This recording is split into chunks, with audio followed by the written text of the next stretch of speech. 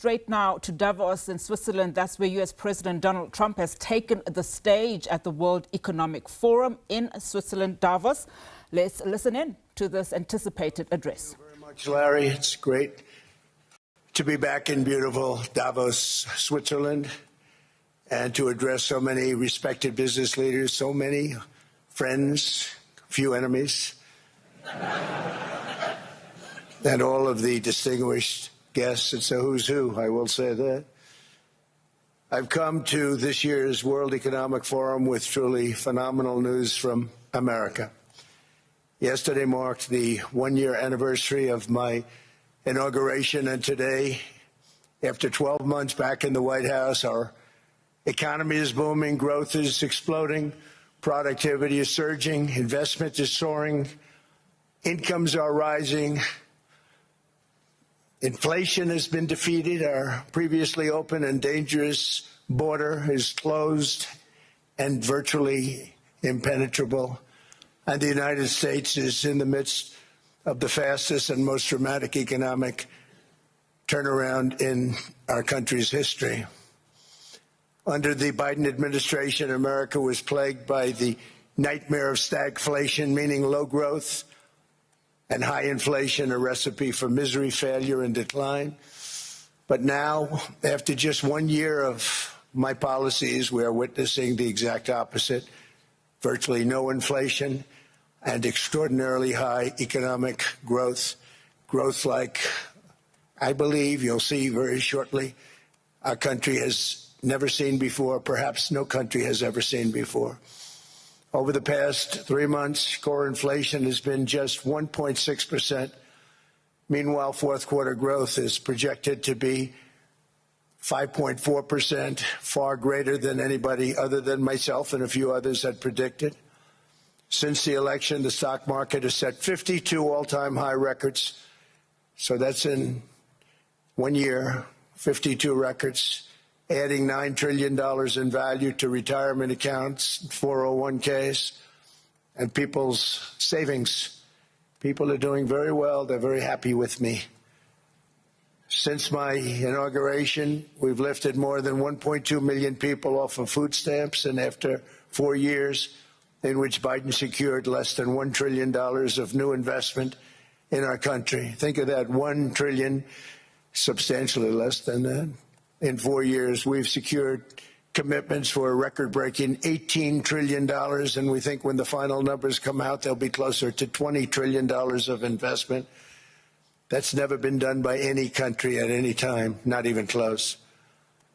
Just over 1 year ago, under the radical left Democrats, we were a dead country. Now we are the hottest country anywhere in the world. In fact, the United States economy is on pace to grow at double the rate that was projected by the IMF just last April. And with my growth and tariff policies, it should be much higher. I really believe we can be much higher than that. And this is all great news, and it's great for all nations. The USA is the economic engine on the planet, and when America booms, the entire world booms. It's been the history. When it goes bad, it goes bad. You all follow us down, and you follow us up, and we're at a point that I don't believe we've ever been. I never thought we could do it this quickly. My biggest surprise is I thought it would take more than a year, maybe like a year and 1 month. But it's happened very quickly. This afternoon, I want to discuss how we have achieved this economic miracle, how we intend to raise living standards for our citizens to levels never seen before, and perhaps how you too and the places where you come from can do much better by following what we're doing, because certain places in Europe are not even recognizable, frankly, anymore. They're not recognizable. And we can argue about it, but there's no argument.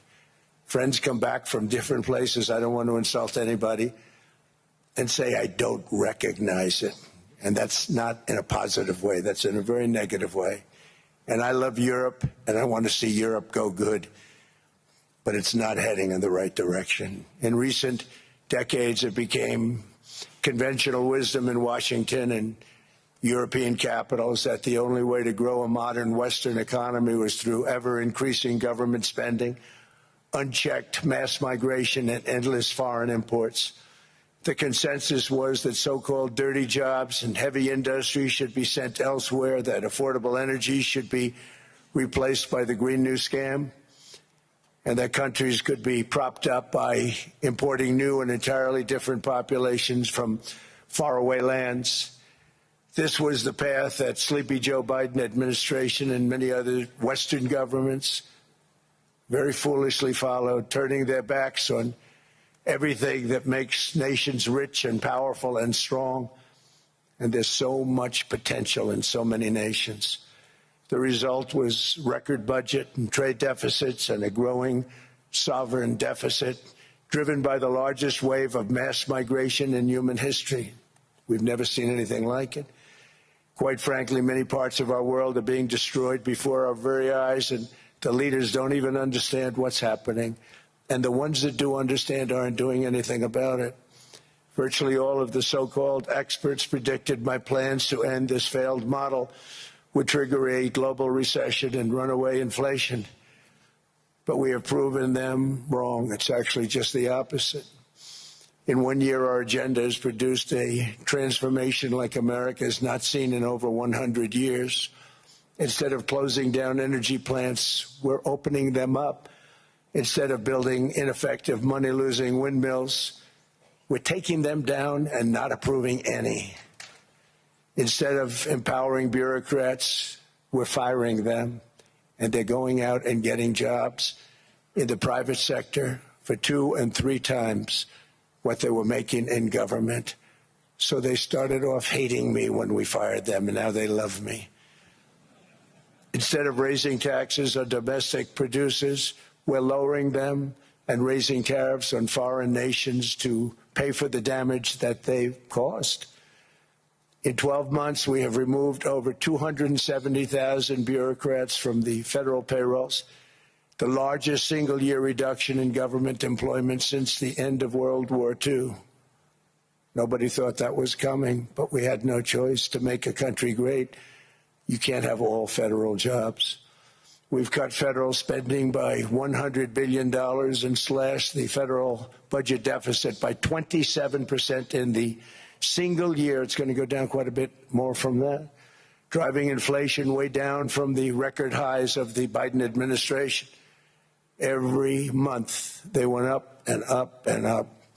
I promised to cut 10 old regulations for every single new regulation, but instead I've cut, actually, till this point, 129 regulations for every one new regulation approved. So every time they come in with a new regulation, we do at least 10, but so far it's averaging out to 129, if you can believe it. In July, we passed the largest tax cuts in American history, including no tax on tips, no tax on overtime, no tax on Social Security for our great seniors. We also provided 100% expensing. That's the one they like. And bonus depreciation for all new equipment and capital investments to help companies expand and shift production to America. They are so in love with that. They build a plant, they're able to deduct it immediately, the whole thing, rather than waiting 38 to 41 years in the old days. This is a miracle taking place. Nobody thought it would ever be done by any country, but it's done by us. It was what made my first term the most successful 4-year term that we've ever had from a financial standpoint. And now we've upped it. This is a 10-year program, not a 1-year program. But you're allowed to deduct everything in 1 year. It used to be 38 to 41 years. With tariffs, we've radically reduced our ballooning trade deficit, which was the largest in world history. We were losing more than $1 trillion every single year, and it was just wasted. It was going to waste. But in 1 year, I slashed our monthly trade deficit by a staggering 77%, and all of this with no inflation. Something everyone said could not be done. There were a couple of brilliant people that actually thought I was doing the right thing. I thought I was doing the right thing. Now they all think I'm doing the right thing because they can't believe the numbers. American exports are now up by more than $150 billion. Domestic steel production is up by 300,000 tons a month, and it's doubling over the next 4 months. It's doubling and tripling, and we have steel plants being built all over the country. Nobody thought they'd see that. Factory construction is up by 41%, and that number is really going to skyrocket right now because that's during a process that they're putting in to get their approvals, and we've given very, very quick, fast approvals. In the process, we've made historic trade deals with partners covering 40% of all U.S. trade. Some of the greatest companies and countries in the world. We have countries as our partner, too. The European nations, Japan, South Korea. They're our partners. They've gone into massive deals with us, especially on oil and gas. And these agreements raise growth and cause stock markets to boom, not only in the U.S., but virtually every country that came to make a deal, because, as you've learned, when the United States goes up, you follow. It's really become a staple. In America, I've stopped the nation-wrecking energy policies that drive up prices while sending jobs and factories to the world's worst polluters. They are indeed polluters. Under sleepy Joe Biden, new domestic oil and gas leases fell by 95%. Think of that. Then they wonder, why was gasoline going up so fast? The gasoline actually topped $5 a gallon, and some places $7 a gallon, and more than 100 major power plants were violently shut down by incompetent people that had no idea what the hell they were doing. Under my leadership, U.S. natural gas production is at an all-time high by far. U.S. oil production is up by 730,000 barrels a day, and last week we picked up 50 million barrels from Venezuela alone.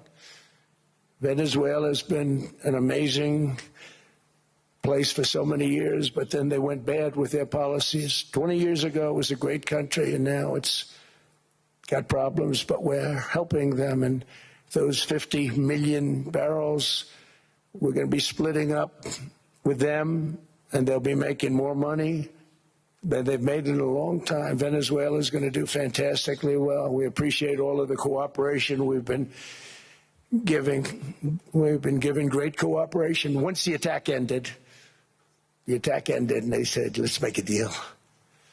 More people should do that.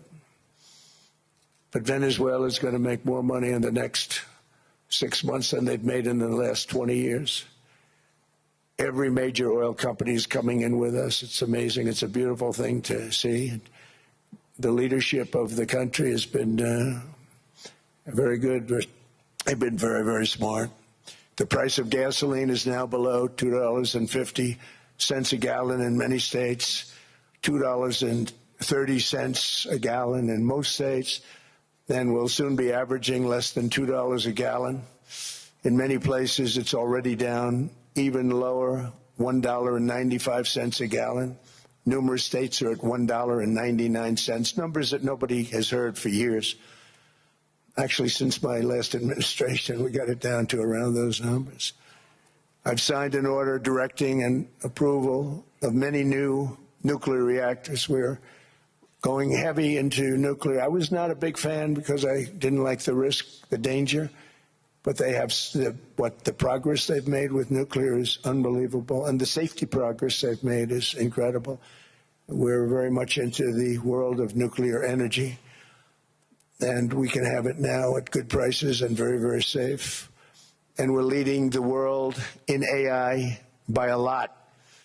We're leading China by a lot. I think President Xi respects what we've done, in part because I've allowed these big companies building these massive buildings to build their own electric capacity. They're building their own power plants, which, when added up, is more than any country anywhere in the world is doing. I read recently an article in the Wall Street Journal that China's creating so much energy, and they are. Got to hand it to them. But we're creating as much or more, and we're letting them do that. I'm very proud of it. It was my idea. I said, you can't create this much energy. We needed more than double the energy currently in the country just to take care of the AI plants. And I said, we can't do that. We have an old grid system. And I came up with the idea, you know, you people are brilliant. You have a lot of money. Let's see what you can do. You can build your own electric generating plants. And they looked at me. They didn't believe me. All of the names that are, I think, in the room right now, if you want to know the truth, they didn't believe it. And I said, no, you can't. They came back 2 weeks and they didn't have the plant. They said, we thought you were kidding. I said, no, not only am I not kidding, you're going to have your approvals within 2 weeks. I always say nuclear will take 3 weeks. But most aren't going that. They're going oil and gas. They're even going coal in some cases. Because of my landslide election victory, the United States avoided the catastrophic energy collapse which befell every European nation that pursued the Green New Scam, perhaps the greatest hoax in history. The Green New Scam, windmills all over the place, destroy your land, destroy your land. Every time that goes around, you lose $1,000. You're supposed to make money with energy, not lose money. Here in Europe, we've seen the fate that the radical left tried to impose on America. They tried very hard. Germany now generates 22% less electricity than it did in 2017. And it's not the current chancellor's fault. He's solving the problem. He's going to do a great job. But what they did before he got there, I guess that's why he got there. And electricity prices are 64% higher. The United Kingdom produces just 1/3 of the total energy from all sources that it did in 1999. Think of that, 1/3. And they're sitting on top of the North Sea, one of the greatest reserves anywhere in the world, but they don't use it. And that's one reason why their energy has reached catastrophically low levels with equally high prices. High prices, very low levels. Think of that, 1/3. And you're sitting on top of the North Sea, and they like to say, well, you know, that's depleted. It's not depleted. It's got 500 years. They haven't even found the oil. The North Sea is incredible. They don't let anybody drill. Environmentally, they don't let them drill. They make it impossible for the oil companies to go. They take 92% of the revenues. So the oil companies say, we can't do it. They came to see me. Is there anything you can do? I want Europe to do great. I want UK to do great. Sitting on one of the greatest energy sources in the world, and they don't use it. In fact, their electricity prices have soared 139%. There are windmills all over Europe. There are windmills all over the place, and they are losers. One thing I've noticed is that the more windmills a country has, the more money that country loses and the worse that country is doing. China makes almost all of the windmills, and yet I haven't been able to find any wind farms in China. Did you ever think of that? It's a good way of looking at it. They're smart. China's very smart. They make them, they sell them for a fortune. They sell them to the stupid people that buy them, but they don't use them themselves. They put up a couple of big wind farms, but they don't use them. They just put them up to show people what they could look like. They don't spin. They don't do anything. They use a thing called coal, mostly. But China goes with the coal. They go with oil and gas. They're starting to look at nuclear a little bit. And they're doing just fine. They make a fortune selling the windmills, though, and I think really that's one that they wouldn't be surprised if it stopped. They are shocked that it continues to go. They're very friendly with me. They're shocked that people continue to buy those damn things. They killed the birds. They ruin your landscapes. Other than that, I think they're fabulous, by the way. Stupid people buy them. The consequences of such destructive policies have been stark, including lower economic growth, lower standards of living, lower birth rates, more socially disruptive migration, more vulnerability to hostile foreign adversaries, and much, much smaller militaries. The United States cares greatly about the people of Europe. We really do. I mean, look, I am derived from Europe. Scotland and Germany, 100% Scotland, my mother, 100% German, my father. And we believe deeply in the bonds we share with Europe as a civilization. I want to see it do great. That's why issues like energy, trade, immigration, and economic growth must be central concerns to anyone who wants to see a strong and united West, because Europe and those countries have to do their thing. They have to get out of the culture that they've created over the last 10 years. It's horrible what they're doing to themselves. They're destroying themselves. These beautiful, beautiful places. We want strong allies, not seriously weakened ones. We want Europe to be strong. Ultimately, these are matters of national security, and perhaps no current issue makes the situation more clear than what's currently going on with Greenland. Would you like me to say a few words of Greenland? I was going to leave it out of the speech, but I think I would have been reviewed very negatively. I have tremendous respect for both the people of Greenland and the people of Denmark, tremendous respect. But every NATO ally has an obligation to be able to defend their own territory. And the fact is, no nation or group of nations is in any position to be able to secure Greenland other than the United States. We're a great power, much greater than people even understand. I think they found that out 2 weeks ago in Venezuela. We saw this in World War II, when Denmark fell to Germany after just 6 hours of fighting and was totally unable to defend either itself or Greenland. So the United States was then compelled, we did it, we felt an obligation to do it, to send our own forces to hold the Greenland territory, and hold it we did at great cost and expense. They didn't have a chance of getting on it, and they tried. Denmark knows that. We literally set up bases on Greenland for Denmark. We fought for Denmark. We weren't fighting for anyone else. We were fighting to save it for Denmark. Big, beautiful piece of ice. It's hard to call it land. It's a big piece of ice. But we saved Greenland and successfully prevented our enemies from gaining a foothold in our hemisphere. So we did it for ourselves also. And then after the war, which we won it big. Without us, right now you'd all be speaking German and a little Japanese, perhaps. After the war, we gave Greenland back to Denmark. How stupid were we to do that? But we did it. But we gave it back. But how ungrateful are they now? So now our country and the world face much greater risks than it did ever before because of missiles, because of nuclear, because of weapons of warfare that I can't even talk about. 2 weeks ago, they saw weapons that nobody ever heard of. They weren't able to fire one shot at us. They said, what happened? Everything was discombobulated. They said, we've got them in our sights. Press the trigger, and nothing happened. No anti-aircraft missiles went up.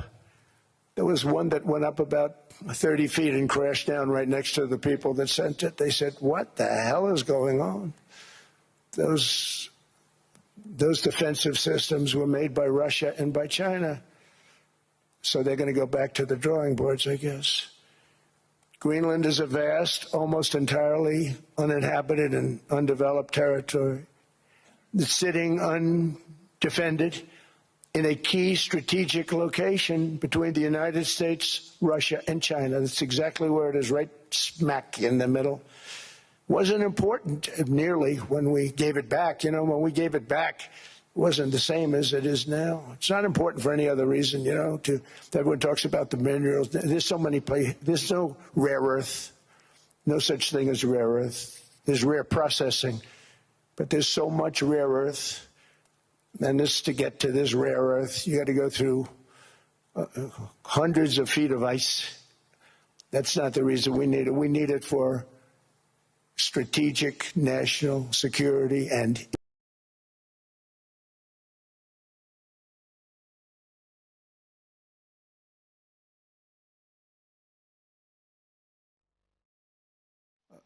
It is therefore a core national security interest of the United States of America. And in fact, it's been our policy for hundreds of years to prevent outside threats from entering our hemisphere, and we've done it very successfully. We've never been stronger than we are now. That's why American presidents have sought to purchase Greenland for nearly 2 centuries. You know, for 2 centuries they've been trying to do it. They should have kept it after World War II, but they had a different president. That's all right. People think differently. Much more necessary now than it was at that time, however. In 2019, Denmark said that they would spend over $200 million to strengthen Greenland's defenses. But as you know, they spent less than 1% of that amount. 1%. There's no sign of Denmark there. And I say that with great respect for Denmark, whose people I love, whose leaders are very good. It's the United States alone that can protect this giant mass of land, this giant piece of ice, develop it and improve it and make it so that it's good for Europe and safe for Europe and good for us. And that's the reason I'm seeking immediate negotiations to once again discuss the acquisition of Greenland by the United States, just as we have acquired many other territories throughout our history, as many of the European nations have. They've acquired. There's nothing wrong with it.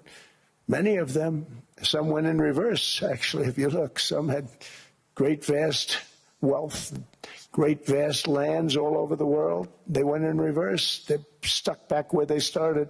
That happens too. But some grow. But this would not be a threat to NATO. This would greatly enhance the security of the entire alliance, the NATO alliance. The United States is treated very unfairly by NATO. I want to tell you that. And when you think about it, nobody can dispute it. We give so much and we get so little in return. And I've been a critic of NATO for many years. And yet I've done more to help NATO than any other president by far, than any other person. You wouldn't have NATO if I didn't get involved in my first term. The war with Ukraine is an example. We are thousands of miles away, separated by a giant ocean. It's a war that should have never started, and it wouldn't have started if the 2020 U.S. presidential election weren't rigged. It was a rigged election. Everybody now knows that. They found out. People will soon be prosecuted for what they did. It's probably breaking news, but it should be. It was a rigged election. You can't have rigged elections. You need strong borders, strong elections, and ideally a good press. I always say it. Strong borders, strong elections, free, fair elections, and a fair media. The media is terrible. It's very crooked. It's very biased, terrible. But someday it'll straighten out because it's losing all credibility. Think of it. When I went in a landslide, a giant landslide, won all 7 swing states, won the popular vote, won everything, and I only get negative press. That means that it has no credibility. And if they're going to get credibility, they're going to have to be fair. So you need a fair press.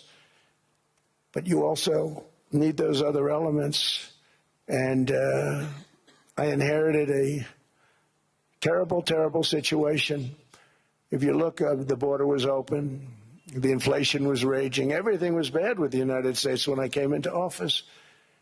But I also inherited a mess with Ukraine and Russia, something that would have never happened. And I know Putin very well. He and I would discuss Ukraine. It was the apple of his eye, but he wasn't going to do anything. I said, Vladimir, you're not doing it. He would never have done it.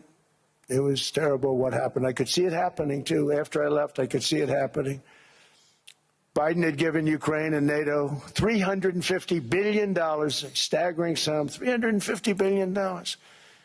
I came in, and just like the southern border, just like inflation, just like our economy, I said, wow, this place is in trouble, meaning our country. All of these things were out of control.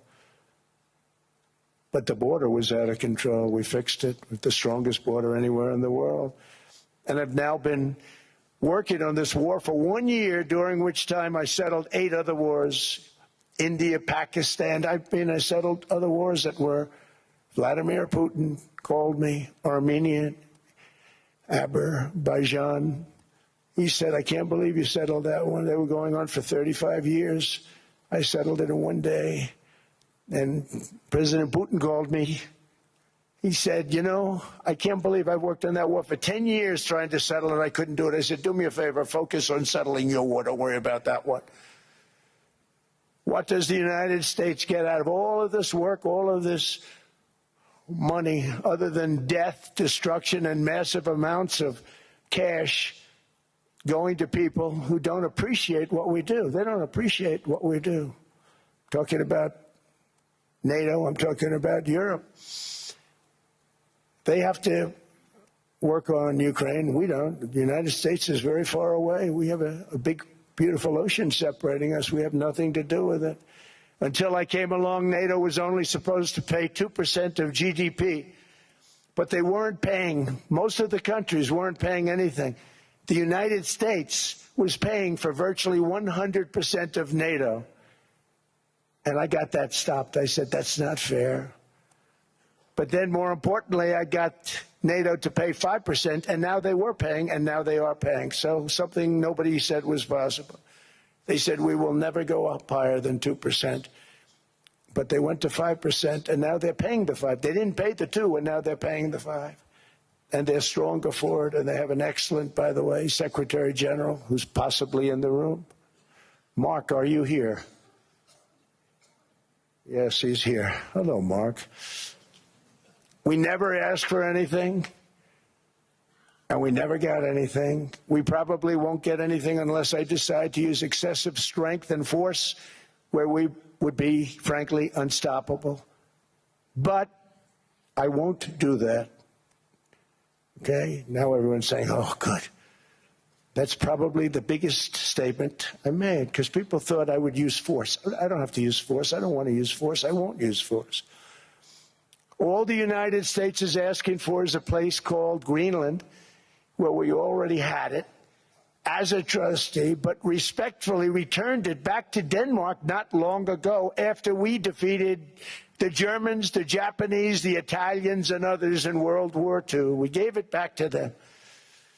We were a powerful force then, but we are a much more powerful force now. After I rebuilt the military in my first term and continue to do so today, we have a budget of $1.5 trillion. We're bringing back battleships. The battleship is 100 times more powerful than the great battleships you saw in World War II, those great, big, gorgeous ships, the Missouri, the Iowa, the Alabama. Because I thought maybe we could take them out of mothballs. They said, no, sir, these ships are 100, think of that, 100 times more powerful than those big, magnificent pieces of art that you saw so many times ago, that you still see on television, and you say, wow, what a force. 100 times, each ship 100 times more powerful than the big battleships of the past. So that was the end of the mothball story. So what we have gotten out of NATO is nothing except to protect Europe from the Soviet Union and now Russia. I mean, we've helped them for so many years. We've never gotten anything, except we pay for NATO. And we paid for many years until I came along. We paid for, in my opinion, 100% of NATO because they weren't paying their bills. And all we're asking for is to get Greenland, including right title and ownership, because you need the ownership to defend it. You can't defend it on a lease. Number one, legally it's not defensible that way, totally.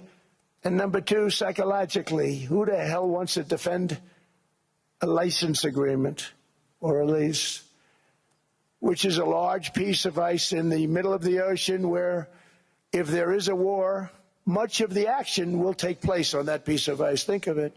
Those missiles would be flying right over the center of that piece of ice. All we want from Denmark for national and international security and to keep our very energetic and dangerous potential enemies at bay is this land on which we're going to build the greatest golden dome ever built. We're building a golden dome that's going to, just by its very nature, going to be defending Canada. Canada gets a lot of freebies from us, by the way. They should be grateful also, but they're not. I watched your Prime Minister yesterday. He wasn't so grateful. But they should be grateful to us. Canada lives because of the United States. Remember that, Mark, the next time you make your statements. What we did for Israel was amazing, but that's nothing compared to what we have planned for the United States, Canada, and the rest of the world. We are going to build a dome like no other. We did it for Israel. And by the way, I told Bibi, stop taking credit for the dome. That's our technology. That's our stuff. But they had a lot of courage, and they were good fighters, and they did a good job, and we wiped out the Iran nuclear threat like nobody can believe. Nobody's ever seen anything like it. That, Venezuela, taking down Soleimani, wiping out al-Baghdadi when he tried to reinstitute ISIS. We did a lot. I did a lot of big things, all perfectly executed. Everyone was perfectly executed. Somebody told me that, a military expert told me, sir, everything you've done has been perfectly executed. I said, I know. So other presidents have spent, whether foolishly or not, trillions and trillions of dollars on NATO and gotten absolutely nothing in return. We've never asked for anything. It's always a one-way street. Now they want us to help them with Ukraine. And let me say, we're going to. I'm really helping, not even them. I want to see, last week, if you saw, it was 10,000 soldiers, but last month it was 31,000 soldiers died. 31,000. That's this room times, the number of people in this room times 30. Think of it. 30,000 soldiers died in 1 month. The month before it was 27,000. The month before that it was 28,000. The month before that it was 25,000. It's a bloodbath over there. And that's what I want to stop. It doesn't help the United States, but these are souls. These are young people. Look like you, look like some of you right in the front row. They go to war. Their parents are so proud. Oh, there he goes, comes back. 2 weeks later, they get a call, your son's head's been blown off. I want to stop it. It's a horrible war. It's the worst since World War II. They keep going, they'll exceed World War II. The numbers are staggering, how many people they've lost. They don't want to talk about it. Ukraine and Russia lost just tremendous amounts. And I'm dealing with President Putin, and he wants to make a deal, I believe. I'm dealing with President Zelensky, and I think he wants to make a deal. I'm meeting him today. He might be in the audience right now. But they got to get that war stopped because too many people are dying, needlessly dying. Too many souls are being lost. It's the only reason I'm interested in doing it. But in doing it, I'm helping Europe, I'm helping NATO, and I've until the last few days when I told them about Iceland, they loved me. They called me daddy, right, last time. A very smart man said, he's our daddy. He's running it. I was like running it. I went from running it to being a terrible human being. But now what I'm asking for is a piece of ice, cold and poorly located, that can play a vital role in world peace and world protection. It's a very small ask compared to what we have given them for many, many decades. But the problem with NATO is that we'll be there for them 100%. But I'm not sure that they'd be there for us. If we gave them the call, gentlemen, we are being attacked. We're under attack by such and such a nation. I know them all very well. I'm not sure that they'd be there. I know we'd be there for them. I don't know that they'd be there for us. So with all of the money we expend, with all of the blood, sweat, and tears, I don't know that they'd be there for us. They're not there for us on Iceland, that I can tell you. I mean, our stock market took the first dip yesterday because of Iceland. So Iceland's already cost us a lot of money. But that dip is peanuts compared to what it's gone up. And we have an unbelievable future in that stock. That stock market is going to be doubled. We're going to hit 50,000, and that stock market's going to double in a relatively short period of time. because of everything that's happening. But this is a good example. After giving NATO and European nations trillions and trillions of dollars in defense, they buy our weapons. We make the greatest weapons in the world, but now we're going to make them faster, much faster. You saw that. I put a cap on the salaries, and I put no buybacks, no stock buybacks, no various other things that they were doing. I mean, they were making $50 million, but it would take them 3 years to give you a Patriot missile. I said, that's not good. My chauffeur can do a better job than that, and he makes slightly less than 50. They make big salaries. If they're going to make those big salaries, they're going to have to produce a lot faster. The good news is we have the greatest equipment in the world. Now we're going to start making it a lot faster. They're going to build additional plants. And all of the money that goes into stock buybacks is going to go into building plants. We're not allowing stock buybacks by defense companies any longer. They're going to build new plants to make Tomahawks, Patriots. We have the best equipment, F-35s. F-47, the new one just coming out. They say it's the most devastating plane, fighter jet ever. Who knows? They called it 47. If I don't like it, I'm going to take the 47 off it. I wonder why they called it 47. We'll have to think about that. But if I don't like it, I'm going to take that 47 off. But it's supposed to be the Stage 6. It's supposed to be the first Stage 6 plane, undetectable, like our B-2 bombers were undetectable. They flew right over Iran. They were undetectable. And they did their job, and they got the hell out of there. So we want a piece of ice for world protection, and they won't give it. We've never asked for anything else, and we could have kept that piece of land, and we didn't. So they have a choice. You can say yes, and we will be very appreciative, or you can say no, and we will remember.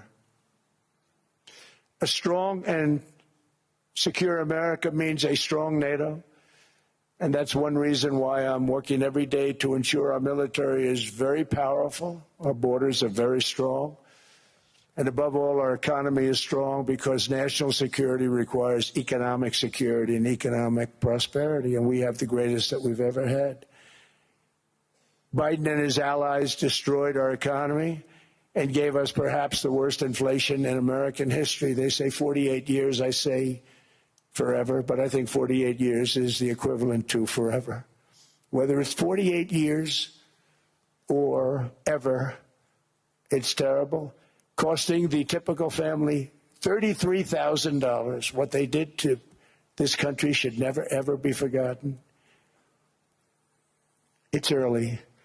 But he has to be rated as the worst president we've ever had by far. The auto pen did much of the damage. The auto pen, he was the auto pen president, because I don't believe a sane president would have ever signed the kind of things that he signed. But now grocery prices, energy prices, airfares, mortgage rates, rent, and car payments are all coming down, and they're coming down fast. We inherited a mess, but we've done a hell of a job in 12 months. Under my most favored nation policy for drug prices, the cost of prescription drugs is coming down by up to 90%, depending on the way you calculate. You could also say 5, 6, 7, 800%. There are two ways of figuring that. But we have a favored nations policy that every president wanted, no president was able to get. I got it, and other nations approved it. And I had to use tariffs in order to get it because they said, no way. In other words, a pill that costs 10% in London costs $130. Think it costs $10 in London, costs $130 in New York or in Los Angeles. And I'd say, boy, that's bad. Friends of mine would say, you know, we go to London, you can buy the stuff for nothing. We go all over the world, we could buy it for nothing. Because basically America was subsidizing every nation in the world. Because presidents allowed them to get away with it. It became very tough. So when I called up Emmanuel Macron, I watched him yesterday with those beautiful sunglasses. What the hell happened? But I watched him sort of be tough. But he was at $10 for a pill, And I said, Emmanuel, and I have all the big pharmaceutical companies are in total agreement. It wasn't easy, by the way. They're tough, smart. They've been getting away with the scam for a long time. But they gave it up. But they said, you'll never get the countries to approve it. I said, why is that? Because they won't. They always said, we're not paying any more. Get the rest for the United States. So over the years, they stayed the same. We just went up, up, up. And I mean, we would pay 13, 14, 15 times more than some certain countries would. So I said, no, they'll approve it 100%. Sir, you'll never get them to approve it. I said, I guarantee you. But I actually started with Emmanuel, who probably is in the room too. And I like him. I actually like him. Hard to believe, isn't it? And I said, Emmanuel, you're going to have to lift the price of that pill to $20, maybe $30. Think of that. That means it's a doubling of prescription drugs. Might be a tripling, might be a quadrupling. It's not easy. No, no, no, Donald, I will not do that. I said, yes, you will, 100%. He said, no, no, no. You're asking me to double. I said, Emmanuel, you've been taking advantage of the United States for 30 years with prescription drugs. You really should do it, and you will do it. I have no doubt. In fact, I am 100% sure you're going to. No, no, no, I will not do it. Because, yes, in all fairness, he has to double or triple. Because the world being a bigger place than the United States, it's not that you meet in the middle. You just have to go up some, and we come down a lot. They go up a little, we come down a lot. So we're at $130, they're at 10. So they may have to go to 20 or 30. No more than that. I said, Emmanuel, you're going to be doubling or tripling? No, no, no. I said, here's the story, Emmanuel. The answer is you're going to do it. You're going to do it fast. And if you don't, I'm putting a 25% tariff on everything that you sell into the United States and a 100% tariff on your wines and champagnes. And that's about 10 times more than what I'm requesting. And you're going to do it. I don't want to go public with it, but you may make me do that. No, no, Donald, I will do it. I will do it. It took me, on average, 3 minutes a country, saying the same thing. You will do it. They all said, no, no, no, I will not do it. You're asking me to double the cost of prescription. I said, that's right, because you've been screwing us for 30 years. And they said, we will not do it. I said, that's all right. On Monday morning, we're putting a 25, 30, 50. I gave different numbers for different countries. This is also national security we're talking about. Not fair. We're not going to subsidize the whole world. And every one of those countries have agreed to do it. So one of the biggest things that I've done is the fact that we have now most favored nation. We will pay whatever the lowest price is in the entire world. So our drug prices are going to be coming down by staggering 90%. Again, you could say 1,000%, 2,000%. Depends on the way you want to figure it, but we'll go with the way the fake news likes it better because it sounds, can you imagine a 90% reduction sounds much worse. But drug prices are going to be coming down tremendously in all the nations, and I appreciate them doing it, but they did it. In all fairness, without tariffs, I wouldn't have been able to get it done.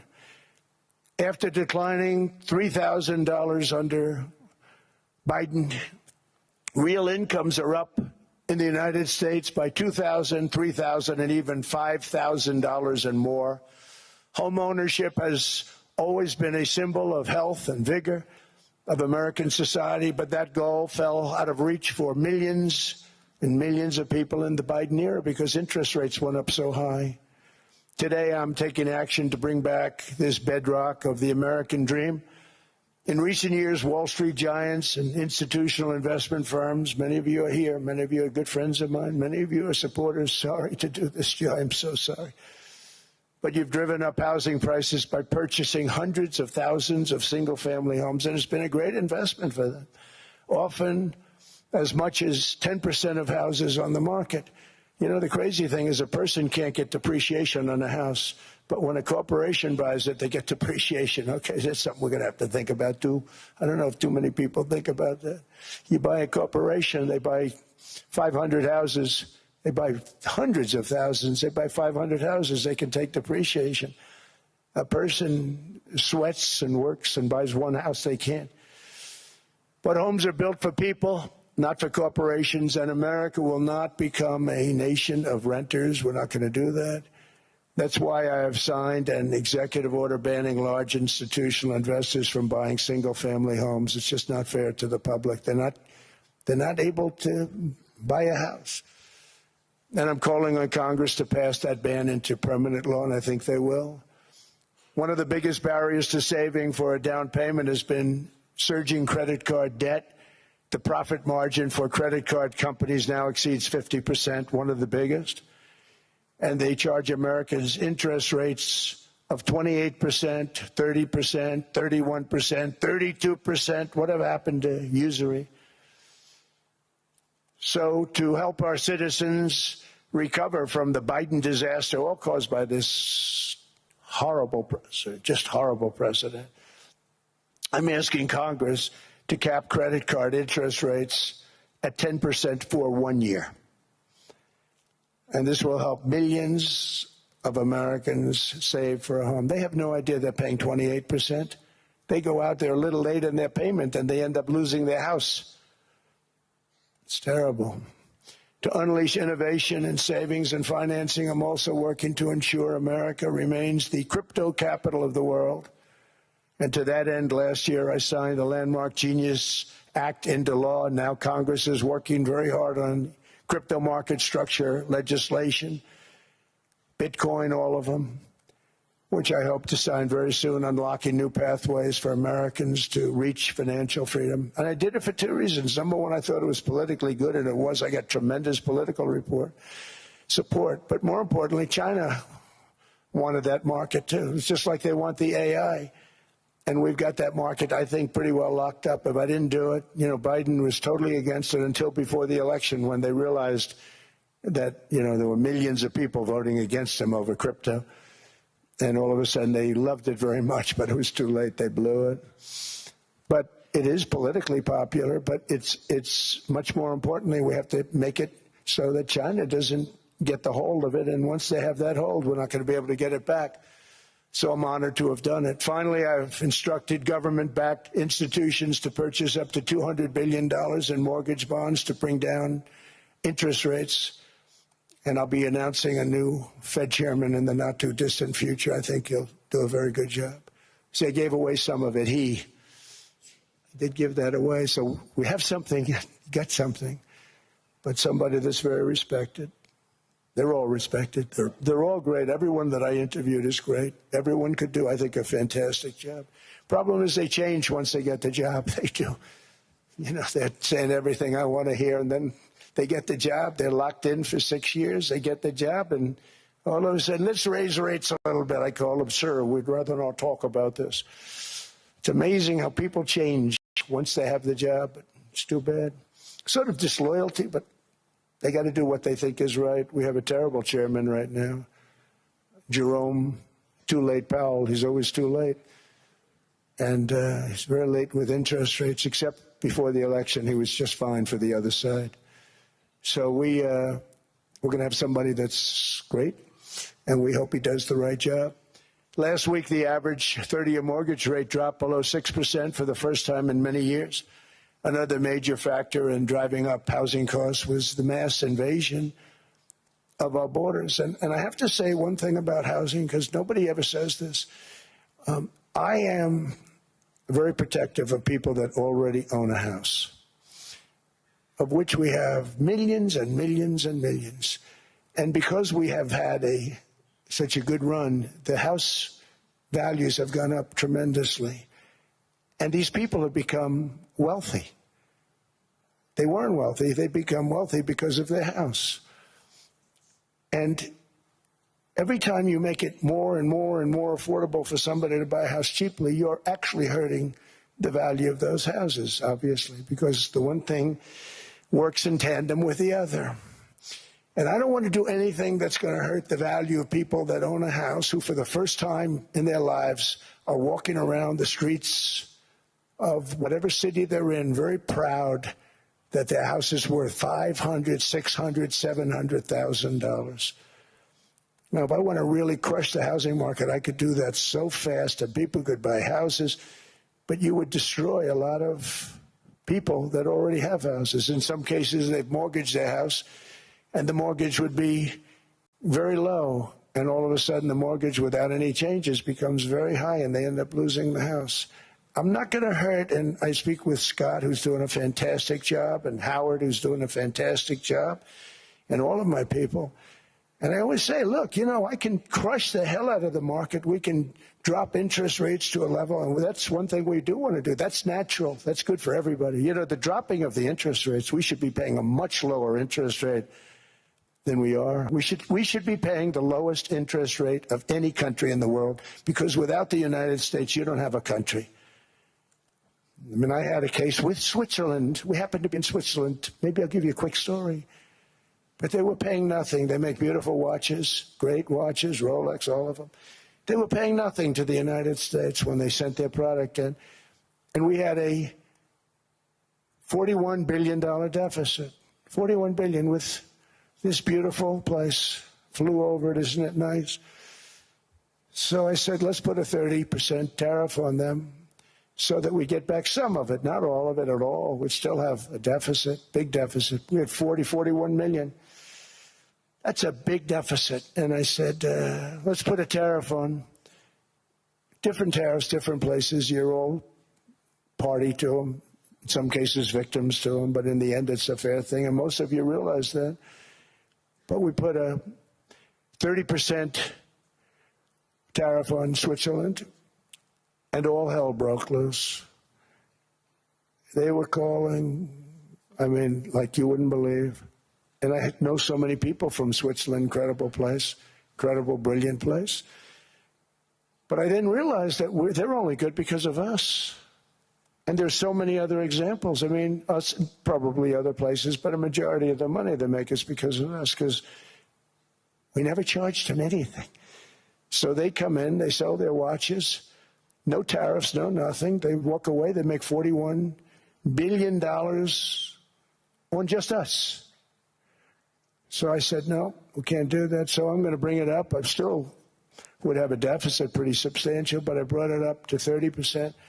And I guess Prime Minister, I don't think President, I think Prime Minister called a woman, and she was very repetitive. She said, no, no, no, you cannot do that, 30%. You cannot do that. We are a small, small country. I said, yeah, but you have a big, big deficit.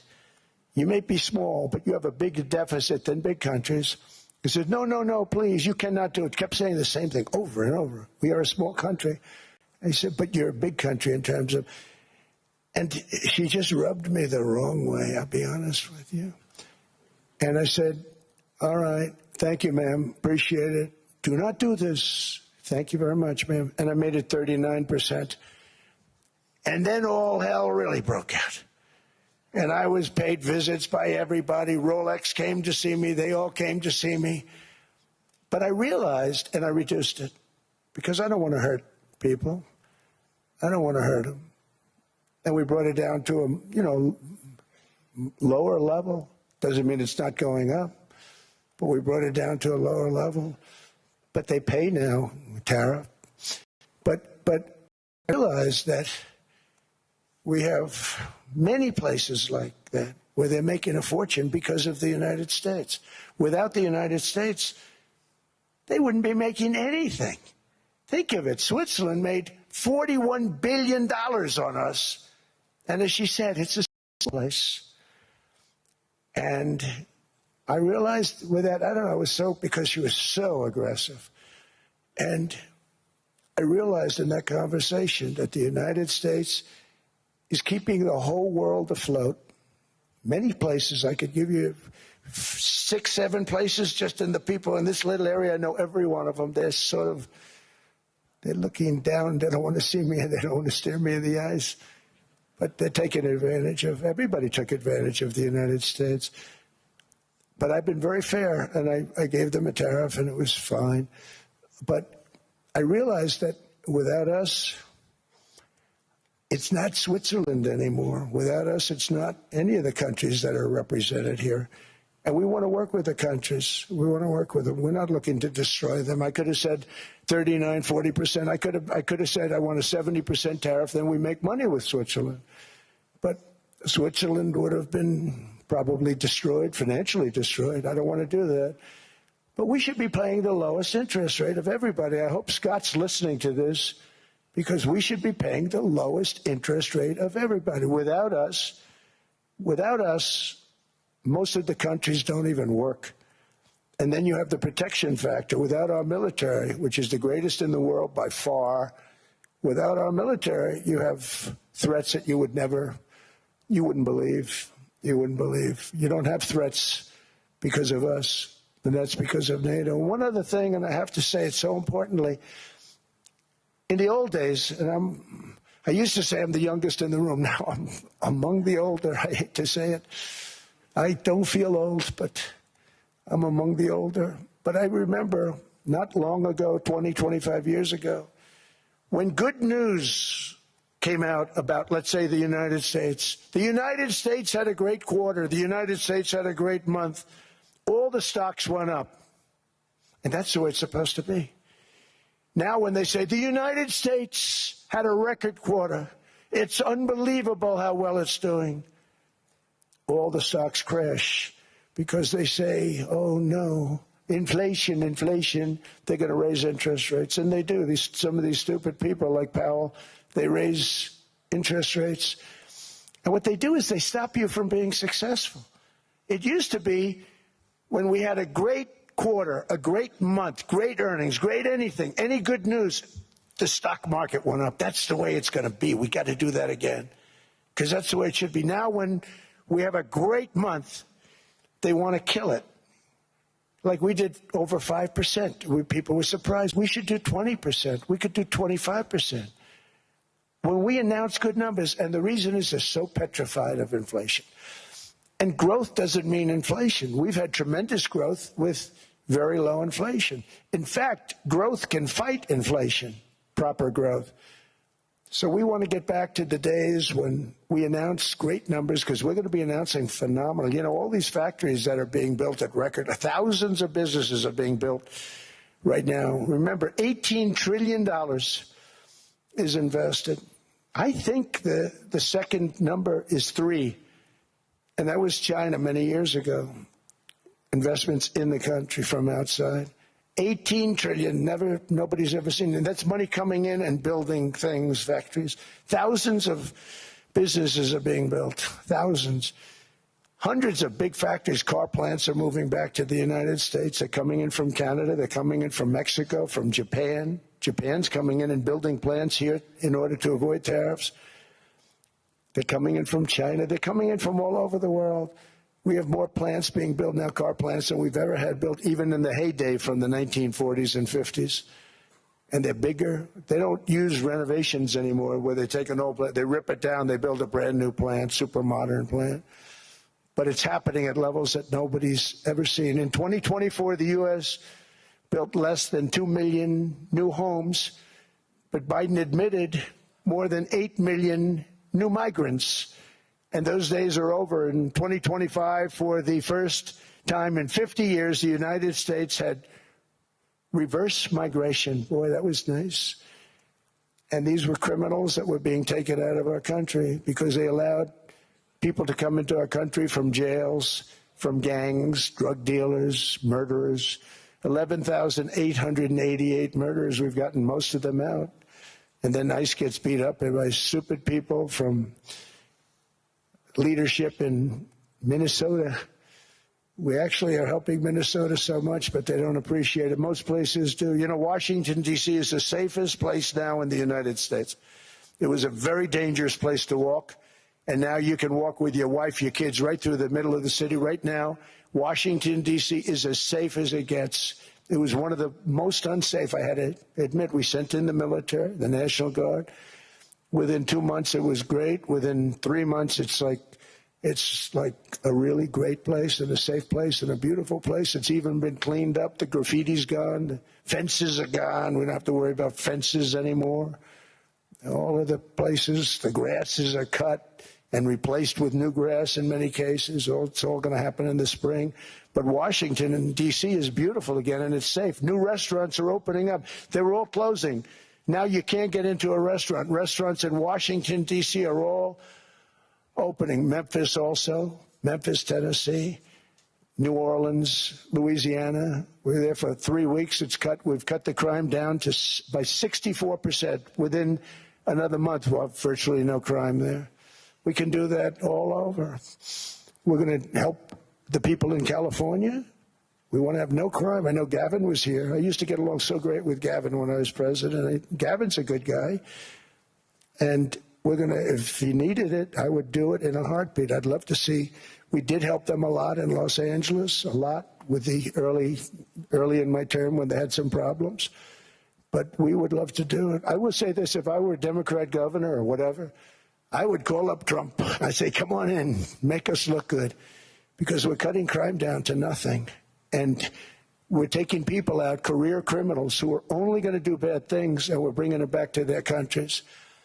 But where we've done it has been amazing, and we have a capacity to do it at much greater levels. We're cutting illegal aliens off welfare and other government benefits, and I have directed that starting immediately, there will be no more payments to sanctuary cities, because they are really just sanctuaries for criminals. They're really protecting criminals, and those are the ones we have to get out of the country: murderers, drug dealers, the mentally insane. They emptied their mental institutions into the United States. And despite that, we have the lowest crime numbers that we've ever had in the history of the country. Just came out. But equally importantly, we're cracking down on more than $19 billion in fraud that was stolen by Somalian bandits. Can you believe that they turned out to be higher IQ than we thought? I always say these are low IQ people. How do they go into Minnesota and steal all that money? And we have, they're pirates. They're good pirates, right? But we shoot them out of the water just like we shoot the drug boats out. They're not pirating too many boats lately, do you notice? When they go out into those boats, they want to take over $1.5 billion tanker loaded up with oil, and they say, we're going to blow up your boat. They have powerful weapons. You hit the side of the boat, you blow the whole thing up. The insurance companies are petrified, so they say, just give them the boat. We'll give them money instead. And I don't do that. We blow them right the hell out of the water. We see them going out, we blow them out of the water. We don't have any pirates so much anymore. If we do, they won't be there long. We've cut down with the hitting of the boats that are loaded up with drugs, including submarines. Can you believe they actually buy small, they call mini subs, very fast. They're meant for drugs. We've knocked out 2 of them. The Democrats say they were fishing. You have ruined somebody's fishing weekend, I would say. A submarine is not a fishing boat. You don't fish. But we've knocked down drugs by water, the oceans, the sea, by 97.2%. Think of that. And I actually say, who the hell are the 3%? Because I would not want to be piloting one of those boats. We knocked them down, and now we're going to start on land. We're going to knock it all out. The land is the easy part. What we did on sea is incredible, and that's our great military. The situation in Minnesota reminds us that the West cannot mass import foreign cultures which have failed to ever build a successful society of their own. I mean, we're taking people from Somalia, and Somalia is a failed, it's not a nation. Got no government, got no police, got no military, got no nothing. And then we have this fake congressperson who they just reported is worth $30 million. You believe this? Ilhan Omar, talking about the Constitution that provides me.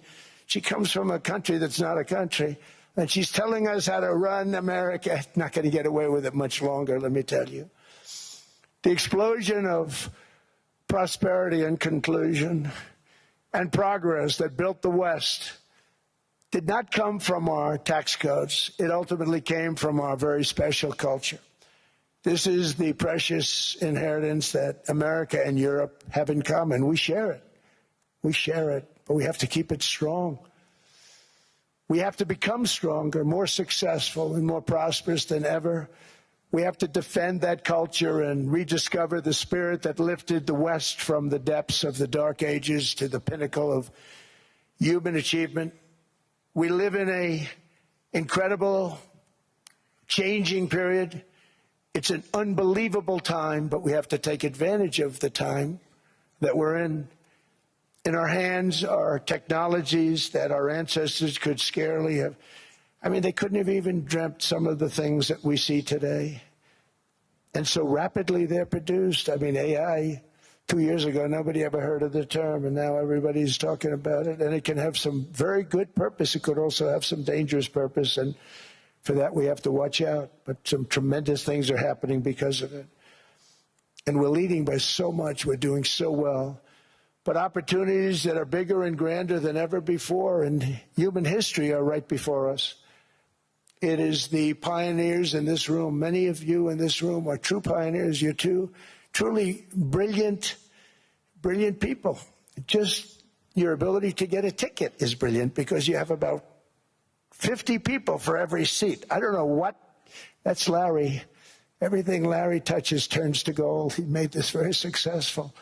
But you're in this room, and some of you are the greatest leaders anywhere in the world. You're the greatest brains anywhere in the world. And the future is unlimited, and to a large part because of you, and we have to protect you, and we have to cherish you. I always say we have to cherish our brilliant people because there aren't many of them. So together with confidence, boldness, and persistence, let us lift up our people, grow our economies, defend our shared destiny, and build a future for our citizens that is more ambitious, more exciting, more inspiring, and greater than the world has ever seen. We're in a position to do things that nobody else has ever even thought of before. And many of the people in this room are the ones that are doing it. And I want to congratulate you, and I'm with you all the way. You can do things that nobody else can even think about. So I congratulate you on your tremendous success. And the United States is back, bigger, stronger, better than ever before. And I'll see you around. Thank you all very much. Thank you very much.